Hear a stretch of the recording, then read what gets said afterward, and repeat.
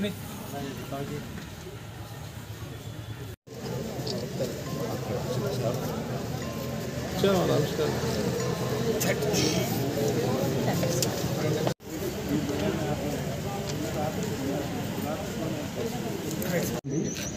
కొత్త పెన్షన్ మనం ఇస్తున్నాం.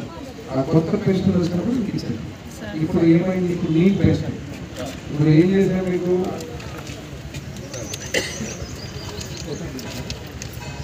₹4,000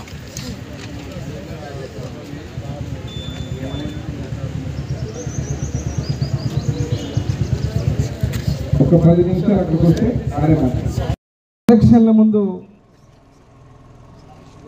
ఆ రోజుల్లో కీర్తిశేషులు నా తండ్రి బివి మోహన్ రెడ్డి గారు వేసినటువంటి రోడ్డు మీద కూర్చొని ఆ రోజు మీటింగ్ చేసి మీ అందరికీ చేతులెత్తి మొక్కి ఆ రోజు ఓట్లు అడిగాను. మీరు కూడా ఎన్ని టక్కుటమారి విద్యలు ఉపయోగించినా, ఎన్ని రకాలటువంటి అపోహలు కానీ ఆశలు పెట్టినా మీరు దేనికి లొంగకుండా కీర్తిశేషులు నా తండ్రి బివి మోహన్ రెడ్డి గారిని గుండెల్లో పెట్టుకొని నారా చంద్రబాబు నాయుడు గారు అయితేనే ఈ రాష్ట్రానికి తెలుగుదేశం అదే రకంగా కూటమి ప్రభుత్వం వస్తేనే మనకు మంచి జరుగుతుందని చెప్పి ఒక పెద్ద మెజారిటీ ఇచ్చి గెలిపించినందుకు మళ్ళీ నేను ఎమ్మెల్యేగా ఈరోజు ఈ వార్డుకు వచ్చినందుకు ఇక్కడ ఉన్నటువంటి మీ అందరికీ ఓటర్లందరికీ మా అక్కలకు చెల్లెళ్ళకు అందరూ కూడా పేరు పేరున పాదాభివందనాలు తెలియజేస్తున్నా.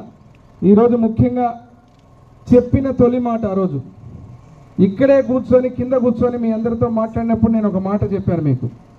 అమ్మ, కూటమి ప్రభుత్వం వస్తే సూపర్ 6 పథకాలతో పాటు అదేవిధంగా పెన్షన్ల విషయంలో ప్రతి ఒక్క అవ్వకు తాతకు వికలాంగుడుకు 4,000 రూపాయలు ఇస్తాం, 6,000 రూపాయలు వికలాంగులకు ఇస్తాం, మంచంలో ఉండి కదలలేనటువంటి వాళ్ళందరికీ కూడా 10,000 15,000 ఇస్తామంటే ఆ రోజు ఎవరు నమ్మలేని ఆ మాట. కొంతమంది తప్పుడు ప్రచారం చేశారు. ఓట్ల కోసం జయనాగేశ్వర రెడ్డి తప్పుడు మాటలు చెప్తున్నాడు, ఓట్ల కోసం అంత పెన్షన్లు ఎవరి వల్ల అవుతుంది, పెంచడం చేత కాదు అని మాట్లాడి. మరి ఈరోజు మీ అందరినీ మొట్టమొదటి ప్రశ్న అడుగుతున్నా. ముఖ్యమంత్రిగా చంద్రబాబు నాయుడు గారు, డిప్యూటీ సీఎంగా పవన్ కళ్యాణ్ గారు, దేశ ప్రధానిగా నరేంద్ర మోడీ గారి నాయకత్వంలో ఈరోజు కూటమి ప్రభుత్వం ఏర్పడిన తర్వాత గత ప్రభుత్వంలో పెన్షన్ ఇవ్వాలంటే 3,000 పెంచుతానని చెప్పి 5 సంవత్సరాలు 250 పెంచడానికే పైన కింద పడి పల్టీలు కొట్టినటువంటి జగన్మోహన్ రెడ్డిని ఇంట్లో కూర్చోబెట్టి 151 సీట్ల నుంచి 11 సీట్లకు కుదించి ఈరోజు తిరుగులేని విధంగా 1వ తేదీ క్యాలెండర్లో వచ్చిందంటే ఉదయం లేవంగానే బెల్లు కొట్టి మీ ఇంటికి వచ్చి 4,000 6,000 మంచంలో ఉన్నటువంటి వ్యక్తులకు 15,000 ఇచ్చే మొగోడు మొనగాడు నారా చంద్రబాబు నాయుడు గారు తెలుగుదేశం పార్టీకి కాదని అడుగుతున్నా ఈరోజు. మరి అదే కాకుండా ఇప్పుడే మా అక్క బాధపడుతోంది, శ్రీనివాసులు గారు, సరస్వతమ్మ సార్ మాకు పెన్షన్ లేదు. ఇప్పుడు సమస్య అంతా ఏమిరా అంటే గతంలో ఉన్నటువంటి పెన్షన్ అనేక కారణాలతో తీసేశారు. ఇప్పుడు కొత్త పెన్షన్ల విషయంలో కూడా మీకు ఎవరైతే తీసుకుంటున్నారో సంతోషంగా ఉన్నారు, కానీ రాని వాళ్ళు ఇంకా కొంతమంది ఉన్నారు, బాధపడుతున్నారు. వాళ్లకు కూడా అతి త్వరలోనే కొత్త పెన్షన్లు శాంక్షన్ చేసి వాళ్ళకు కూడా ఇవ్వబోతుంది అని చెప్పి ఈరోజు బడ్జెట్ సమావేశాలు జరుగుతున్నాయి. డబ్బులు లేవు, ఒక పక్క తీవ్రమైన కష్టాలు, మామూలు ఇబ్బందులు కాదు అసలు. ఖజానా మొత్తం ఖాళీ చేసి గుండు కొట్టేసి ఎన్ని రకాలుగా మోసం చేసి ప్రజలకు డబ్బులు వేస్తున్నామని చెప్పి దోపిడీ చేశారో అన్ని రకాలుగా ఈ దేశంలోనే ఒక ఆర్థికవేత్తగా అదే రకంగా బ్రహ్మాండమైనటువంటి ఫైనాన్స్ మీద ఒక అనుభవం ఉన్న ముఖ్యమంత్రి చంద్రబాబు నాయుడు గారికే అర్థం కానటువంటి పరిస్థితిలో ఈరోజు బడ్జెట్ అక్కడున్న ఫైనాన్స్ పరిస్థితి. కాబట్టి త్వరలోనే అన్నీ సర్దుకుంటూ ప్రతి ఒక్క రంగాన్ని గాడిలో పెట్టుకుంటూ ఈరోజు ఆ కార్యక్రమాలన్నీ కూడా చేస్తున్నాం.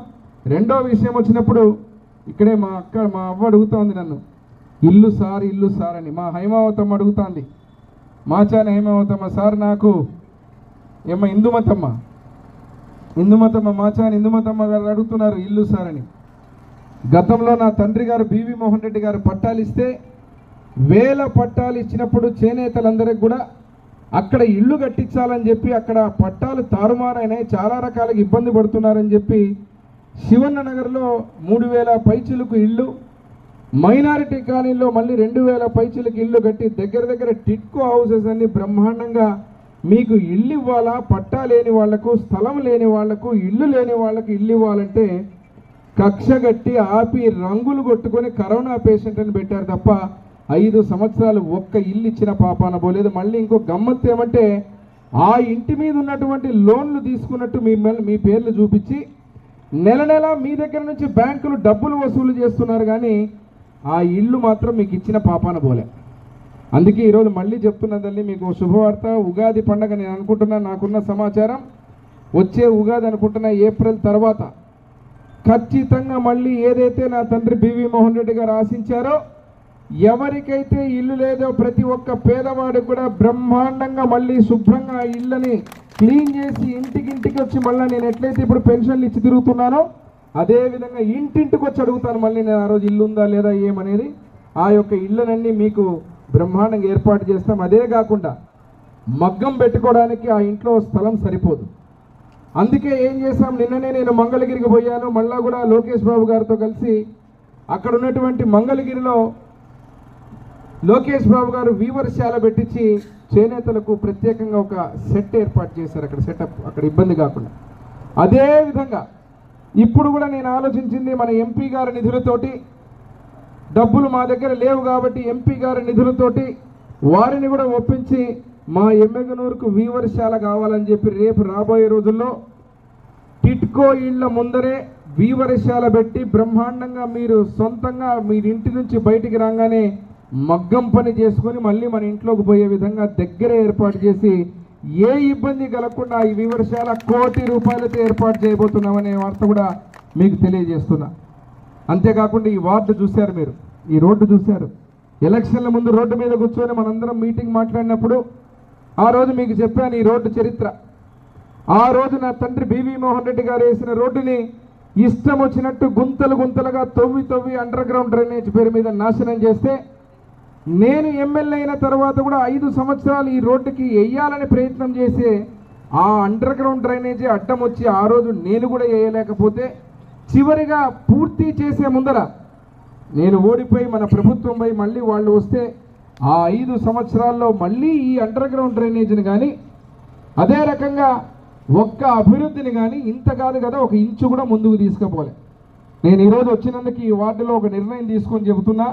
ఇక నేను ఆ రోజు వెయిట్ చేసే కొద్దిగా ఇబ్బంది కలగకూడదని ఇప్పుడు ఆ యూజీడీని కూడా పరుగులెత్తించి దాన్ని కూడా మంచో చెడో తెచ్చారు వాళ్ళు. అయినా దాన్ని పూర్తి చేసి ఇక్కడ ఉన్నటువంటి 8 రోడ్లు, ఈ 8 రోడ్లను కూడా వేసేసి ఆ రోడ్లను కూడా పూర్తి చేసి బ్రహ్మాండంగా మళ్ళీ మీకు ఆ రోడ్డును చూస్తే నా తండ్రి బివి మోహన్ రెడ్డి గారే గుర్తుకొచ్చే విధంగా ఆ రోడ్లను ప్రారంభించి ఇక్కడ డ్రైనేజ్ కానీ యూజీడీని కూడా మీ అందరూ ఇంటి ముందు కమిషనర్ గారు వింటున్నారు, ప్రతి ఒక్క ఇంటికి కనెక్షన్స్ ఇచ్చేయండి.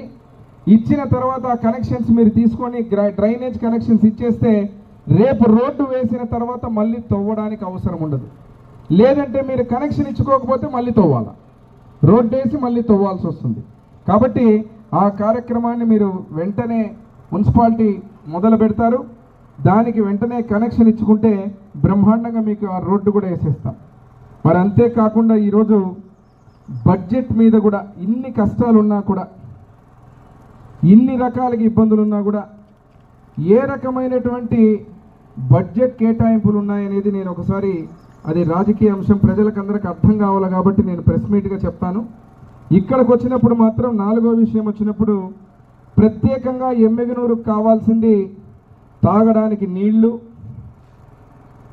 ఇంట్లో ఉన్నటువంటి చేనేతలే కావచ్చు ఎవరైనా కానీ ఒక ఉపాధి కల్పించేటువంటి మనకు ఒక టెక్స్టైల్ పార్క్, అంతేకాకుండా నాణ్యమైనటువంటి కరెంటుతో పాటు ఇక్కడ ఉన్నటువంటి పరిశుభ్రత శానిటేషన్ కానీ. ఇప్పుడే చెప్తున్నాడు మా సోదరుడు వస్తుంటే చెప్తున్నాడు, సార్ దోమలు ఎక్కువ ఉన్నాయి ఇక్కడ ఎవరు స్ప్రే చేయడం లేదు రావడం లేదని. కమిషనర్ గారికి చెప్పాం, రేపు వస్తున్నారమ్మా ఏమి ఇబ్బంది కాదు, స్ప్రే చేస్తారు, దోమలకు కూడా ఇబ్బంది కాకుండా అన్ని ఏర్పాట్లు చూస్తారు, ఏ రకంగా భయపడాల్సిన అవసరం లేదు. అంతేకాకుండా ఈరోజు ఇక్కడ ఉన్నటువంటి లోన్స్ విషయంలో హౌసింగ్ లోన్స్ మనకు మున్సిపాలిటీకి ఏమైనా డైరెక్షన్ వచ్చిందా? టిట్కో ద్వారా కాకుండా లేదు, కానీ ఇంకొక డైరెక్షన్ వచ్చింది మనకేంటి, అర్బన్ ఏరియాలో మనకు 2 సెంట్ల పట్టాలు. ఇప్పుడు పరిస్థితి ఏమిరా అంటే నేను ఆలోచించేది ఎమ్మెగనూరులో స్థలం ఎక్కడా లేదు, ఎక్కడో తీసుకుపోయి గత ప్రభుత్వంలో ఏం చేశారు, కోడిమూరులో వాళ్ళకి ఎమ్మిగనూరులో ఇచ్చారు, ఎమ్మిగనూరులో వాళ్ళకి ఎక్కడో గూడూరులో ఇచ్చారు, గూడూరులో వాళ్ళకి తీసిపోయి ఎక్కడో చిలకలూరుపేటలో ఇచ్చారు, కొండల్లో శ్మశానాల్లో ఎక్కడెక్కడో ఇచ్చారు. అట్లా కాకుండా ఈ ఇంటికి సంబంధించింది మనకుంది కాబట్టి ఆ ఇండ్లు ఏదైతే ఉందో ఆ ఇళ్ళని మొత్తం మనం మళ్ళీ ఎవరికి వారికి మనం హ్యాండ్ ఓవర్ చేస్తే ఏ ఇబ్బంది కాకుండా మీరందరూ కూడా సంతోషంగా ఉంటారు. మీరు అడిగినటువంటి అదే కాకుండా కొత్త పెన్షన్లు అన్నారు. కొత్త పెన్షన్లతో పాటు మీకు రెండవ శుభవార్త, 2 శుభవార్తలు ఏమంటే మీకు అందరికీ తెలుసు, సూపర్ 6 ఆ రోజు చెప్పాం. దాంట్లో మొట్టమొదటిగా ఎన్ని ఇబ్బందులున్నా ఎన్ని డబ్బుల కష్టాలున్నా కూడా పెన్షన్లు పెంచాం. అదే రకంగా రెండవది వచ్చేసరికి రేపు ఇంకా 2 నెలల్లో, అది కూడా ఒక 2 నెలల్లోనే తల్లికి వందనం వేయబోతున్నాం. ప్రతి ఆడకూతురు, ప్రతి ఆడబిడ్డ ఎవరైతే పిల్లలు చదువుకోవడానికి వాళ్లకు గతంలో అమ్మఒడి అని చెప్పి మోసం చేసిన జగన్మోహన్ రెడ్డికి పరిపాలన ఎట్లా ఉండాలో అర్థమయ్యే విధంగా డబ్బు లేకపోయినా సంపదను సృష్టించి ఎట్లా డబ్బులు వేస్తారనేది సంక్షేమాన్ని రేపు చూపించబోతున్నాం. ఈరోజు ముఖ్యమంత్రి గారి నేతృత్వంలో ఆ యొక్క తల్లికి వందనాన్ని కూడా ప్రారంభించి చెప్పిన మాట ప్రకారంగా ప్రైవేటు గవర్నమెంట్ స్కూల్స్లో ఉన్నటువంటి పిల్లలందరికీ కూడా ఈ రకంగా ఏర్పాటు చేయబోతున్నాం. ఆ డబ్బు తల్లికి వందనం మన అకౌంట్లకు పడతాయనే విషయాన్ని కూడా మీకు అందరికీ తెలియజేస్తున్నా. మూడవ విషయం వచ్చినప్పుడు ఏదైతే అది రైతులకు సంబంధించింది. మన టౌన్లో ఉండకపోయినా రైతులు కొంతమంది ఇక్కడ ఉన్నారు, రైతాంగంలో ఉన్నటువంటి వారు. అత్యంత ముఖ్యమైనది మనం చెప్పిన మాట ఆ రోజు అన్నదాత సుఖీభవ అని చెప్పి ప్రతి రైతు అకౌంట్ కూడా 20,000 రూపాయలు వేయబోతున్నాం. అది కూడా 2 నెలల్లోనే ఆ కార్యక్రమాన్ని కూడా ప్రారంభిస్తున్నాం. ఇట్లా చెప్పిన మాట ప్రతి ఒక్కటి కూడా మన ప్రభుత్వం వచ్చిన తర్వాత తూచా తప్పకుండా ఇటు ఎస్సీలు బీసీలు ప్రతి ఒక్కరికి కూడా వాళ్లకు ఆర్థిక పరిపుష్టత కల్పిస్తూ లోన్స్ ఇస్తూ అన్ని రకాలుగా చేస్తూ, ఇంకొక శుభవార్త ఏమంటే చేనేత కళాకారులందరూ ఇక్కడ ఉన్నారు కాబట్టి గతంలో మా తండ్రి గారు ఉన్నప్పుడు, మేమున్నప్పుడు, మన ప్రభుత్వం ఉన్నప్పుడు మీకు పనిముట్లు ఇచ్చాం. ఆ పనిముట్ల కింద ఆదరణ కింద బీసీల కోసం ఇచ్చినటువంటి కార్యక్రమాన్ని నిన్ననే నేనే బడ్జెట్ ఆ రోజు మీరు చూసింటారు అసెంబ్లీలో ప్రతిపాదించింది, బలపరిచింది గవర్నర్ గారి ప్రసంగం. నాకు అదృష్టాన్ని కలిగించారు ముఖ్యమంత్రి వాళ్ళు చంద్రబాబు నాయుడు గారు. దానికి ఆ రోజు మొట్టమొదటిగా చాలా సంతోషం అనిపించింది. ఆదరణ పథకం కింద మళ్ళీ పూర్వవైభవం వచ్చే విధంగా పనిముట్లు కూడా బీసీలందరికీ మనకి ఇవ్వబోతున్నామనే శుభవార్త మీ అందరికీ తెలియజేస్తున్నా. ఈ కార్యక్రమాలన్నీ జరిగితే చేపలు తినడం కాదు నేర్పించాల్సింది ప్రజలకు, చేపలు ఎట్లా పట్టాలో నేర్పించాలి. చేప చేతికిచ్చి ఒక్కసారి కోసుకొని తినమంటే మా హిందూ మతం ఒక పూట కోసుకొని తినేసి అయిపోయింది. నెక్స్ట్ మళ్ళీ నా మొహం చూస్తూ ఉంటుంది, ఏం సార్ ఈరోజు ఇచ్చే చేప రేపు ఇవ్వలేదు. అది కాదు కావాల్సింది. ఏమ్మా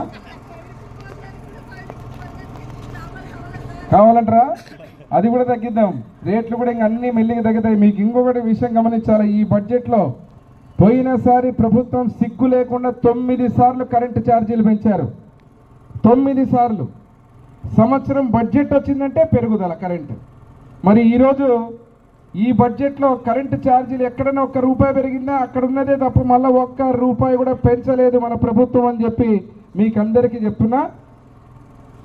రానున్న రోజుల్లో చంద్రబాబు గారి పరిపాలనలో, మన పరిపాలనలో, కూటమి ప్రభుత్వ పరిపాలనలో ఇంకా రాను అన్ని వీళ్ళు చేసినటువంటి వీళ్ళు తవ్విన గోతులన్నీ పూడ్చుకుంటూ ఆ ధరలు కూడా తగ్గించే పరిస్థితికి వస్తాం. కాబట్టి ఎవరు కంగారు పడాల్సిన పని లేదు. లేకపోతే నేను ఇంతకుముందు చెప్పేవాడిని, కరెంటు బిల్లు వీళ్ళు చేసిన పనులకు కరెంటు వైరు పట్టుకుంటే కాదు, కరెంటు బిల్లు పట్టుకుంటేనే షాక్ కొడతాను. ఇప్పుడు ఈ సంవత్సరము ₹1 కూడా కరెంటు ఛార్జీలు పెంచలేదు. ఇది ఈ ప్రభుత్వం సత్తా, ఇది ముఖ్యమంత్రి వర్యులు నారా చంద్రబాబు నాయుడు గారి యొక్క దూరదృష్టి. ఒక పక్క రోడ్లు పడుతున్నాయి, డ్రైనేజీలు వేస్తున్నాం, పల్లె పల్లె అభివృద్ధి ఏమో చూపిస్తున్నాం, ఇంకో పక్క సంక్షేమాన్ని చెప్పిన ప్రతి హామీని కూడా ముందుకు తీసుకొని పోతున్నాం. పరిపాలన అంటే ఇది. మననే అడిగారు పాపం ఎవరో ప్రతిపక్షంలో వైసీపీ వాళ్ళు, ఎప్పుడు చేస్తారు సూపర్ సిక్స్ మాకంటే ఎక్కువ తొందర వాళ్ళకి ఉంది. మేము ఇచ్చిన మాట ప్రజలకు ఇచ్చాం, ప్రజలు సంతోషంగా వాళ్ళు ఈరోజు స్వేచ్ఛా వాయువులు పీల్చుకుంటూ ఎప్పుడైనా కానీ గెలిచిన ఎమ్మెల్యే ఇంటికి వచ్చి పలకరించిన దాఖలాలే లేవు. పోయినసారి ఒక్కరోజు వచ్చి ఏముంది, ఏం పరిస్థితి, ఎమ్మెగనూరులో ఎట్లున్నారు, ఏం సంగతిని పలకరించిన దాఖలాలు లేవు. ఈరోజు ముఖ్యమంత్రి వర్యులు చంద్రబాబు నాయుడు గారు, నా తండ్రి బివి మోహన్ రెడ్డి గారు నేర్పించిన సంస్కృతి గెలవక ముందు ఎట్లుంటే గెలిచిన తర్వాత అంతకంటే ఎక్కువ ఇంటింటికి వచ్చి పలకరించి సమస్యలు తెలుసుకొని చేసే కార్యక్రమాన్ని ఎల్లప్పుడూ కొనసాగిస్తాం. అదే రకంగా మీరు గెలిపించిన ఎమ్మెల్యేగా, మీరు ఆశీర్వదించిన ఎమ్మెల్యేగా అభివృద్ధిని, అదే రకంగా తాగడానికి నీళ్ళని ఇప్పుడు ముందుగానే అన్ని శుభవార్తలు చెప్పేస్తే నేను గతం నుంచి చెప్పుకుంటూ వస్తున్నా. అత్యంత ముఖ్యమైనది ఎమ్మెగనూరు టౌన్కి గతంలో మా తండ్రి గారు ఉన్నప్పుడు 40,000 మంది జనాభా, ఇప్పుడు 1,20,000 పై 30,000 పై మందికి ఉన్నారు జనాభా ఎమ్మెగనూరు టౌన్లో. ఒక కుండలో నీళ్లు 10 మంది తాగలరు. 1000 మంది ఉంటే ఆ కుండలో నీళ్లు సరిపోతాయా? సరిపోవు. కాబట్టి మన గుడేకల్లి ఎస్ఎస్ ట్యాంక్ ఆ రోజు మా తండ్రి గారు పెట్టింది. ఆ రోజు దూరదృష్టితో పెడితే ఇప్పుడు జనాభా పెరిగిపోయి సరిపోవడం లేదు. కాబట్టి దీనికి ఇబ్బంది కలగకూడదని చెప్పి ఇక మా తండ్రి గారు రికార్డు బ్రేక్ చేయాలంటే ఒకటే ఆలోచించాం. గాజుల దిన్న రిజర్వాయర్ని ట్యాంక్ చేసుకుని ఎమ్మెగనూరుకి అక్కడి నుంచి పైప్ లైన్ డైరెక్ట్గా తీసుకొని వస్తే ఫిల్టర్ నీళ్లు ఇంటింటికి ఇచ్చి 24 గంటల నీళ్లు ఎమ్మెగనూరులో వచ్చే కార్యక్రమానికి నాంది పలుకుతున్నామని చెప్పి మీకు అందరికీ తెలియజేస్తున్నాం అతి త్వరలో. ఎందుకంటే ఈ 2 ఎండాకాలాలు ఉన్నాయి, దానికి కూడా జాగ్రత్తలు తీసుకున్నాం. ఎక్కడ కూడా ఇబ్బంది కలగకుండా తాత్కాలికంగా మన కమిషనర్ గారితో కూడా మాట్లాడి శివారు ప్రాంతాల్లో కూడా ఏం చేయాలని ఒక యాక్షన్ ప్లాన్ సిద్ధం చేశాం.